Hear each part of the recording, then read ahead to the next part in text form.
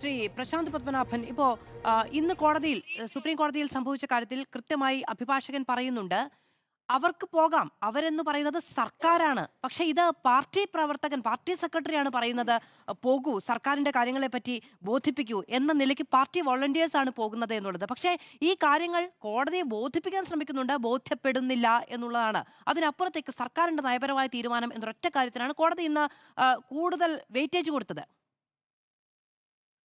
അത് രണ്ട് കാര്യങ്ങളാണ്. ഒന്ന്, ഇന്ന് സുപ്രീം കോടതിയിലേത് ഒരു ഇടക്കാല വിധിയാണ്, സ്റ്റേ ആണ്. മെറിറ്റിൽ പൂർണ്ണമായിട്ട് കേട്ട അന്തിമ വിധി പ്രഖ്യാപിച്ചിട്ടില്ല. നേരത്തെ ശ്രീ വസീഫ് ചോദിച്ചിരുന്നു ഹൈക്കോടതിയുടെ ഏത് പാരഗ്രാഫിലാണ്. ഹൈക്കോടതി വിധി ഇപ്പോൾ സുപ്രീം കോടതി സ്റ്റേ ചെയ്തിരിക്കുന്നത് കൊണ്ട് ഞാൻ അതിന് വായിക്കാൻ ഉദ്ദേശിച്ചില്ല. എങ്കിലും പാരഗ്രാഫ് 50 കൃത്യമായിട്ട് പറയുന്നുണ്ട്. ഇതിനകത്ത് we deem it relevant also to note that the proclaimed objective of Exhibit P1 order and the program being one in the nature of a welfare study for data collection to ascertain the effectiveness of the various development and welfare schemes undertaken by the government over the past nearly a decade, most of which have specific targets and objectives. It begs the question whether such a complex exercise could have been carried out by the Karma Sena volunteers under Exhibit R1C order 1/2020 constituted for a different purpose for meeting the need of volunteer hands during natural disasters.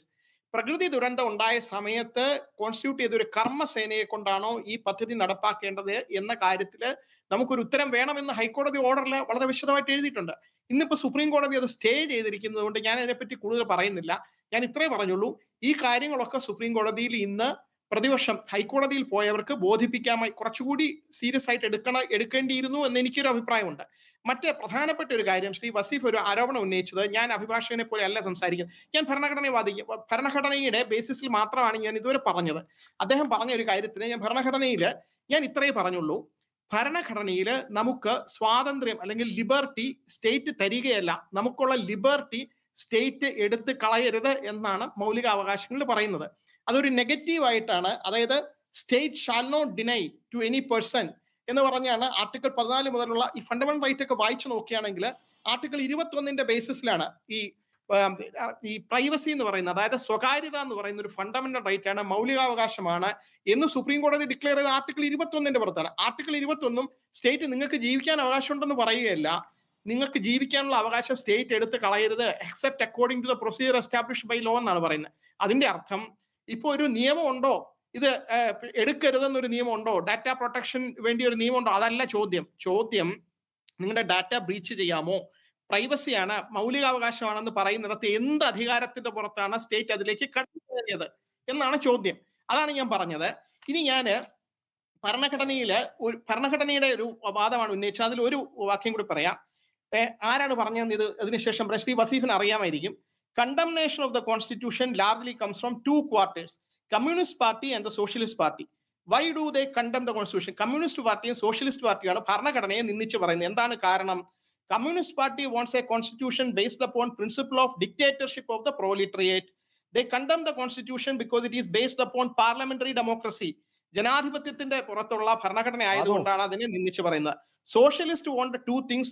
First thing they want is that they come to power, constitution must give them the freedom to nationalize and socialize all private property without payment of compensation.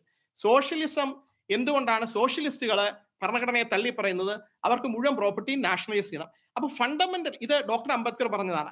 ഭരണഘടന assembly ഡിബേറ്റ്സിന് ശേഷം ഭരണഘടന രാജ്യത്തിന് സമർപ്പിച്ചപ്പോൾ പറഞ്ഞതാണ്, personal liberty protect ചെയ്തുകൊണ്ടുള്ള parliamentary ഡെമോക്രസിയാണ് നമ്മൾ ഭരണഘടനയിൽ വിഭാവനം ചെയ്യുന്നത്.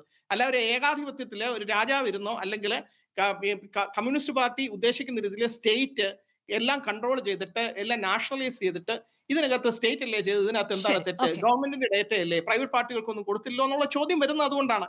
ആ ഫണ്ടമെന്റൽ ഡിഫറൻസ് ഉണ്ട്. മൗലികമായിട്ടുള്ള കാര്യങ്ങളിൽ അദ്ദേഹം മനസ്സിലാക്കിയിരിക്കുന്നത് ഭരണഘടന പൗരാവകാശം എന്ന് പറഞ്ഞ് വാഗ്ദാനം ചെയ്തിരിക്കുന്നത് ഗവൺമെന്റ് അത് ബ്രീച്ച് ചെയ്യാൻ കഴിയില്ല എന്നുള്ളതാണ് ഭരണഘടനയുടെ അടിസ്ഥാന തത്വം. അതുകൊണ്ടാണ് ഇന്ന് ഹൈക്കോടതി ഈ ഡേറ്റ എങ്ങനെയാണ് നിങ്ങളത് ദുരുപയോഗം ചെയ്തതെന്നുള്ള ചോദ്യം ഹൈക്കോടതിയിൽ നിന്ന് വന്നു.